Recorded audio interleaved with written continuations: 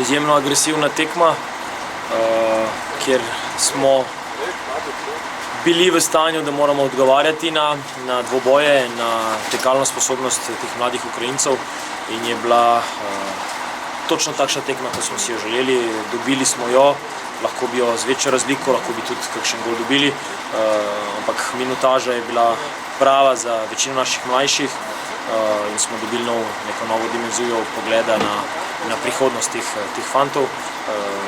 Zdaj so pa zaključene pripravljalne tekme, čaka nas začetek sezone.